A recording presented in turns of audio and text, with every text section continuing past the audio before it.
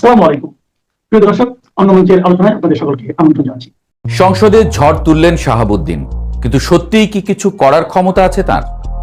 একটা নাটকের মঞ্চে অনেক চরিত্র, নায়ক আছে, খলনায়ক আছে, দর্শক আছে, কিন্তু মাঝখানে দাঁড়িয়ে আছেন এমন একজন চরিত্র যিনি নাটকের সবচেয়ে বড় পদে আছেন, কিন্তু তার আসলে তেমন কোনো পারফরমেন্স স্টেজে নেই।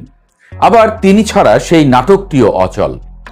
বাংলাদেশের রাজনীতিতে বর্তমান রাষ্ট্রপতির অবস্থানটা অনেকটা সেই চরিত্রের মতোই।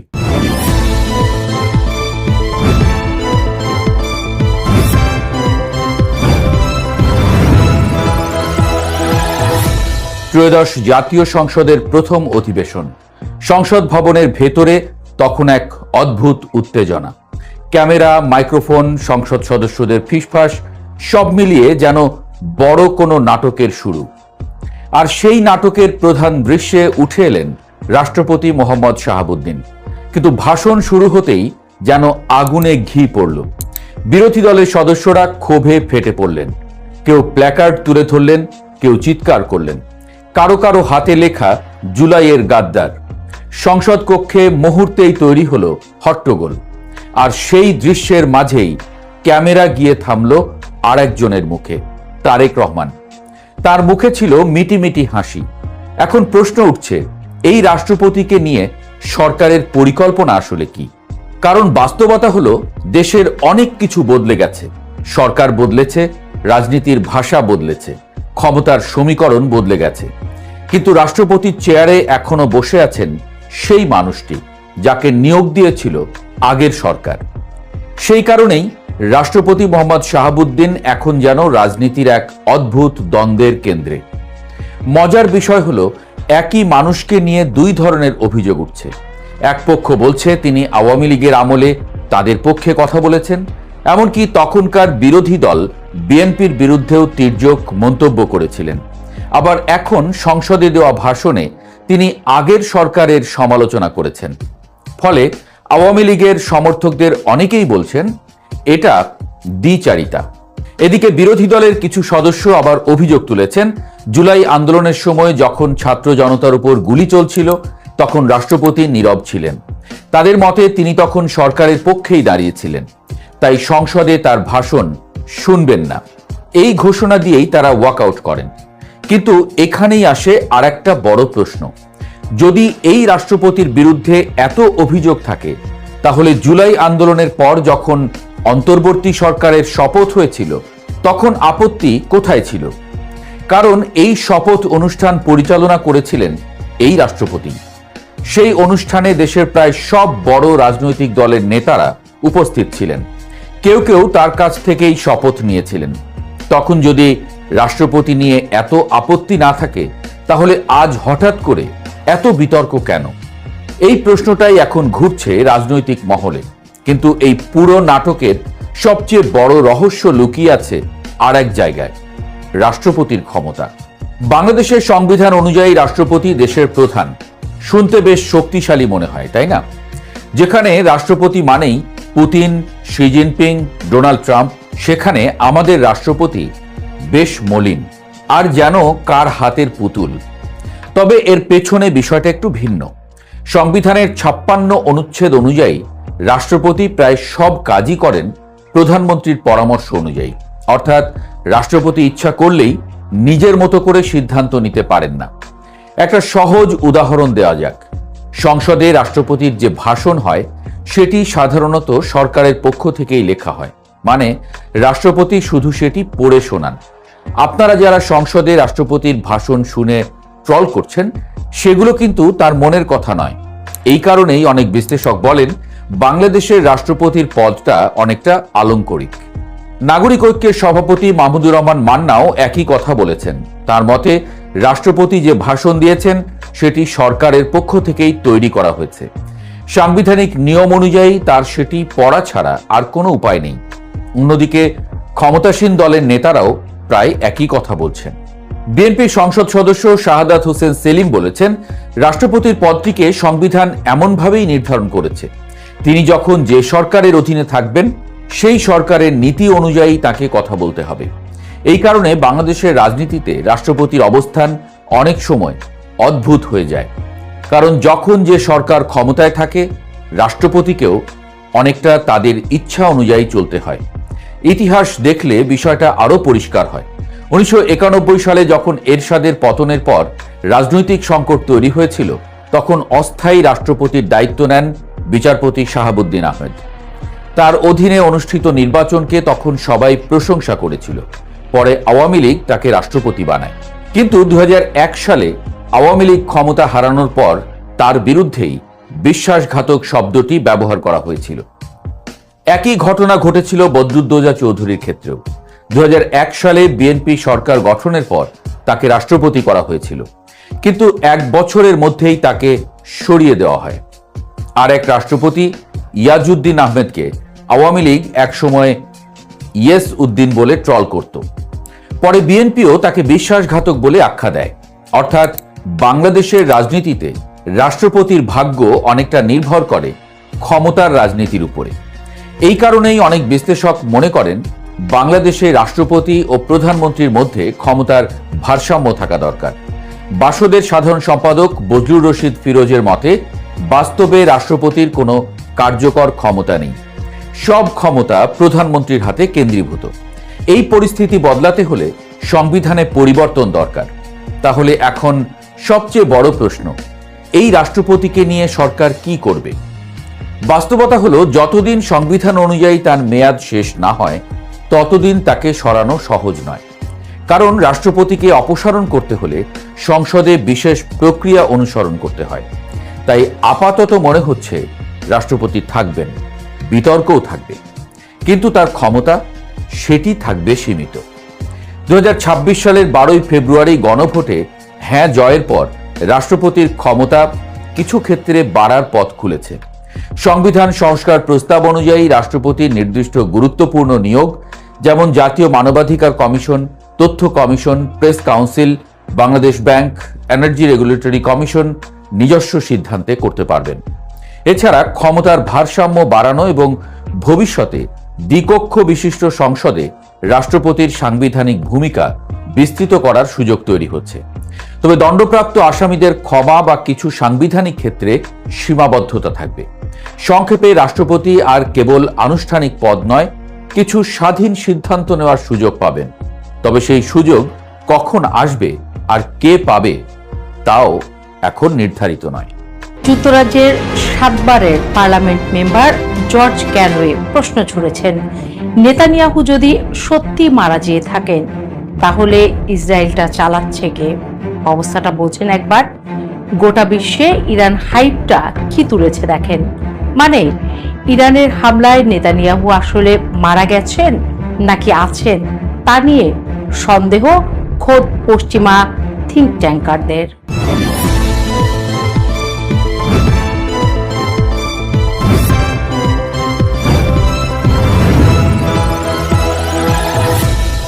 কি বা করবে ইরান, এই ভেবে ইরানে হামলা করে বসেছিল ট্রাম্প নেতানিয়াহু।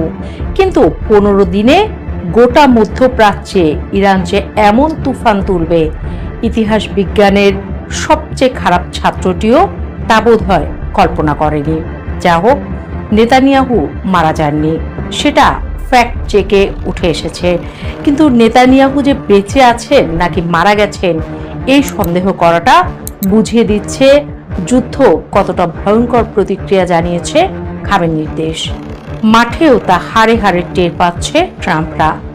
নেতানিয়াহুকে রীতিমতো হুমকি সুরে বলেছে 7 দিনের মধ্যে যুদ্ধ বন্ধ করতে।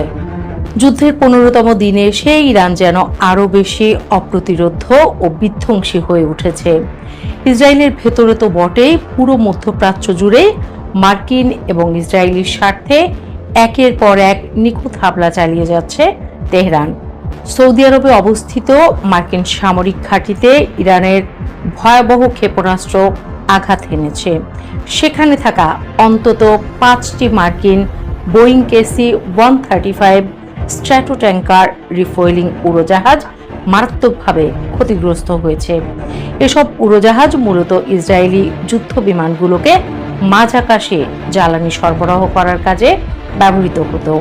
এই হামলা শুধু সামরিক দিক থেকে নয়, কৌশলগত দিক থেকেও ওয়াশিংটনের জন্য একটি বিশাল ধাক্কা।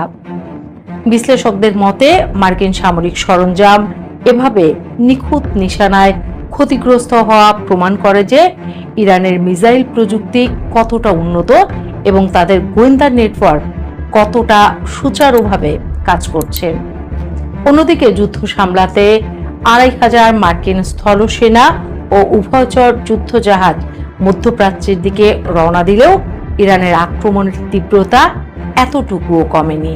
ইরান কতটা হিংস্রতা দেখাচ্ছে তা বর্তমান সংঘাতের দিকে গভীরভাবে তাকালে স্পষ্ট বোঝা যায়। পশ্চিমা বিশ্ব হয়তো শুরুতে ভেবেছিল যুক্তরাষ্ট্র ও ইসরায়েল মিলে আগ্রাসন চালালে ইরান দ্রুত গুটিয়ে যাবে, কিন্তু বাস্তবে ইরান যে মাত্রার আগ্রাসন এবং পাল্টা ধ্বংসলীলা দেখাচ্ছে তা খোদ মার্কিন সামরিক কর্মকর্তাদেরও হতবাক করেছে। বিশ্লেষকদের মতে ইরান তাদের সামরিক সক্ষমতার পুরোটা উজাড় করে দিচ্ছে এবং প্রমাণ করছে যে মধ্যপ্রাচ্যে তাদের সহজে কাবু করা সম্ভব নয়। ইরানের এই বেপরোয়া প্রতিরোধের মুখে যুক্তরাষ্ট্রের প্রতিরক্ষা মন্ত্রী পিট হেগসেথ পর্যন্ত চরম হতাশায় আন্তর্জাতিক আইন লঙ্ঘন করে বলতে বাধ্য হয়েছেন যে শত্রুদের কোনো ছাড় দেওয়া হবে না বা কাউকে রেহাই দেওয়া হবে না। হেগসেথের এই যুদ্ধাপরাধ তুল্য মন্তব্যই প্রমাণ করে যে ইরান মার্কিন বাহিনীর জন্য কতটা ভয়ঙ্কর পরিস্থিতি তৈরি করেছে। খামেনির দেশ এমন এক তুফান তুলেছে যে খোদ ওয়াশিংটন এখন যুদ্ধের লাগাম টানতে ইসরায়েলকে মাত্র ১ সপ্তাহের সময় বেঁধে দিয়েছে। পুরো মধ্যপ্রাচ্যে মার্কিন আধিপত্য এখন চরম হুমকির মুখে। শুধু সৌদি আরবে থাকা মার্কিন রিফুয়েলিং উড়োজাহাজ নয়, মধ্যপ্রাচ্যের বিভিন্ন সামরিক ঘাঁটি, জ্বালানি অবকাঠামো এবং কৌশলগত সরবরাহ লাইনগুলো ইরানের সরাসরি লক্ষ্যবস্তুতে পরিণত হয়েছে। বিশ্লেষকদের মতে ইরান খুব সুকৌশলে যুক্তরাষ্ট্রের সেই সব স্পর্শকাতর জায়গায় আঘাত করছে যেগুলো সরাসরি ইসরায়েলকে সামরিক ও লজিস্টিক সহায়তা প্রদান করে। মার্কিন সামরিক বাহিনীর লজিস্টিক সাপোর্ট ধ্বংস করার মাধ্যমে ইরান মূলত ইসরায়েলকে পঙ্গু করে দিতে চাইছে। এছাড়া পারস্য উপসাগর এবং হরমুজ প্রণালীতে মার্কিন স্বার্থ সংশ্লিষ্ট জাহাজগুলো চলাচলও এখন চরম ঝুঁকিপূর্ণ হয়ে উঠছে। ইরানের এই বেপরোয়া হামলার কারণে যুক্তরাষ্ট্রের সামরিক দুর্বলতাগুলো এখন বিশ্বের সামনে উন্মোচিত হয়ে পড়েছে। আরব আমিরাতের মতো মিত্র দেশগুলোর ধনকুবেররা এখন প্রকাশ্যে ট্রাম্প প্রশাসনকে প্রশ্ন করতে শুরু করেছেন যে এই যুদ্ধে তাদের কেন জড়ানো হলো। বিশ্লেষকদের মতে যুক্তরাষ্ট্রের সামরিক প্রভাব এবং অর্থনৈতিক স্বার্থে ইরানের এই সরাসরি আঘাত মার্কিন সাম্রাজ্যের ভিত্তিমূলে একটি বড় ধরনের ঝাঁকুনি দিয়েছে। ইরান ইসরায়েলে কতটা ক্ষতি করেছে তার বর্ণনা শুনলে যে কারোই চক্ষু চরকগাছ হতে বাধ্য। মাত্র ১৫ দিনের এই যুদ্ধে ইসরায়েলের ভেতরে সামরিক ও বেসামরিক অবকাঠামোর যে ব্যাপক ক্ষয়ক্ষতি হয়েছে তা গত কয়েক দশকেও দেখা যায়নি।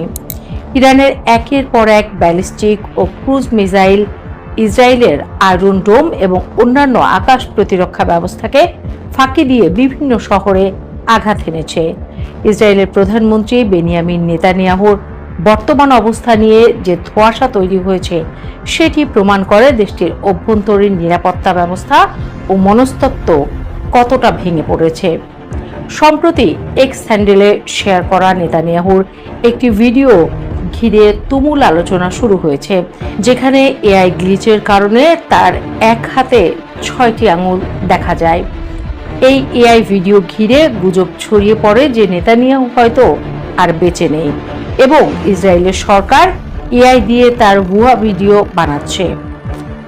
মার্কিন রক্ষণশীল রাজনৈতিক বিশ্লেষকরাও প্রশ্ন তুলেছেন বিবি কোথায়, যদিও ফ্যাক্ট চেকে এটি দৃষ্টিবিভ্রম বলে প্রমাণিত হয়েছে।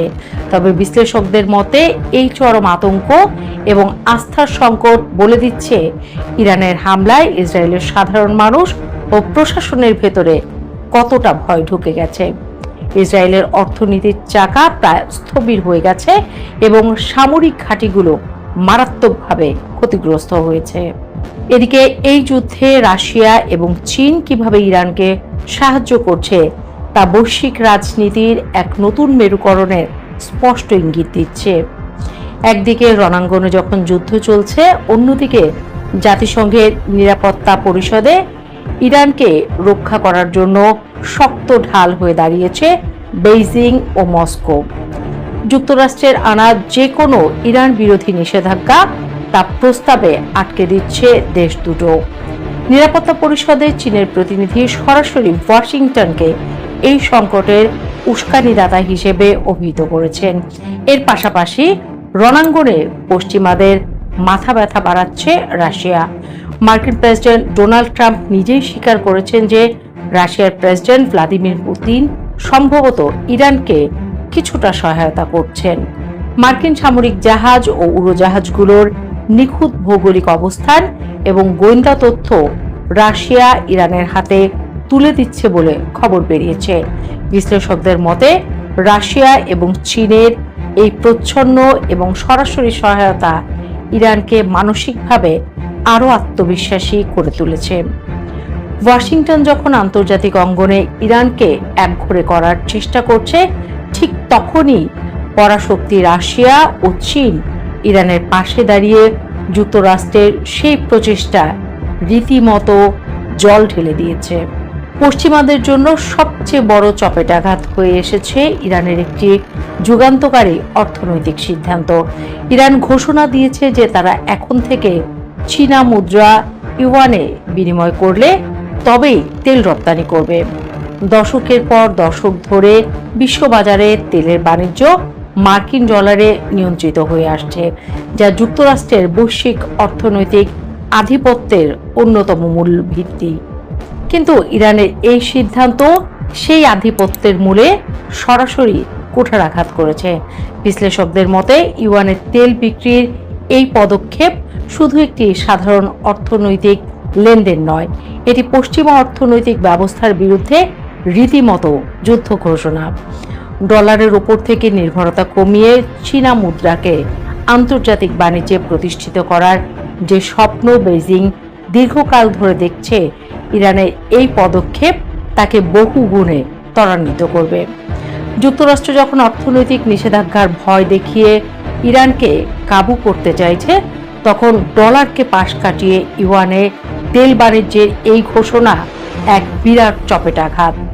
এর প্রভাব রণাঙ্গনের যে কোনো ক্ষয়ক্ষতির চেয়ে অনেক বেশি সুদূর প্রসারী হবে বলেই মত বিশ্লেষকদের।